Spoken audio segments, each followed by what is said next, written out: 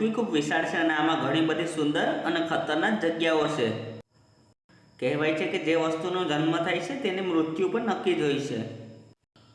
તો આવામાં એક પ્રશ્ન ઊભો થાય છે કે પૃથ્વીનો જો જન્મ થયો છે તો પૃથ્વીનો અંત ક્યારે થશે? તો આવો મિત્રો, ભાગવદ્ ગીતા મુજબ પૃથ્વીનો અંત ક્યારે થશે એ જણાવું તે પહેલાં જલ્દીથી વિડીયો લાઈક કરી સાથે ચેનલ સબસ્ક્રાઈબ કરી બેલ આઇકનને દબાવો, જેથી કરીને નવા વિડીયો નોટિફિકેશન તમને મળે સૌથી પહેલાં. એક કલ્પ એટલે બ્રહ્માજીનો એક દિવસ, અને આ એક કલ્પમાં સતયુગ, ત્રેતાયુગ, દ્વાપરયુગ અને કલયુગ યુગનો 1000 વાર આવર્તન થાય છે. દરેક સત્યયુગમાં સદાચાર, જ્ઞાન અથવા ધર્મનું રાજ્ય હોય છે. આ યુગનું આયુષ્ય 17,28,000 વર્ષ હોય છે. પછી આવે છે ત્રેતાયુગ. આ યુગમાં પાપનો આરામ થાય છે, ભ્રષ્ટાચાર વધે છે અને સાથે સાથે વડીલોનું અપમાન પણ થાય છે. આ યુગનું આયુષ્ય 12,96,000 વર્ષની હોય છે.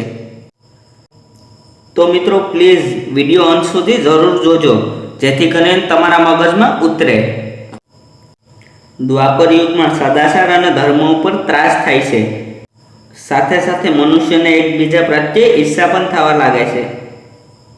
આ યુગની આયુષ્ય 8,66,000 વર્ષ હોય છે.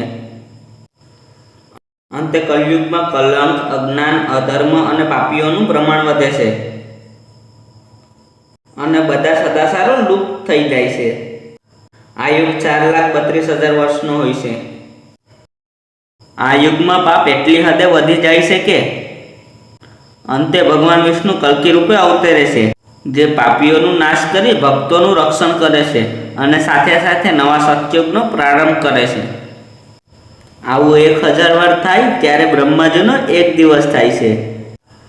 આટલા જ વર્ષોની તેમની રાત્રિ પણ હોય છે. ગીતા મુજબ બ્રહ્માજી આવા 100 વર્ષ જીવે છે અને પછી મરણ પામે છે. આના પ્રમાણે પૃથ્વીનું આયુષ્ય 31 ખરવોની આસપાસ થાય છે અને પછી પૃથ્વીનું અંત થશે. તો મિત્રો ફરી એક વખત કહી દઉં કે આ બધી માહિતી શ્રીમદ ભાગવદ્ ગીતામાંથી લેવામાં આવી છે. તો મિત્રો તમારા મુજબ પૃથ્વીનો અંત ક્યારે થશે મને કમેન્ટ કરીને જરૂર કહો. તો બસ મિત્રો, આજના વિડીયોમાં આટલું જ. તો મિત્રો કેવો લાગ્યો વિડીયો? જો તમને પસંદ આવ્યો હોય તો તમારા મિત્રો સાથે જરૂર શેર કરો અને આ સાથે ચેનલ સબસ્ક્રાઈબ કરી લો, કારણ કે આવા જ્ઞાનથી ભરપૂર રહે છે વિડીયો આપણે સરળ ગુજરાતી ભાષામાં બનાવતો જ રહું છું.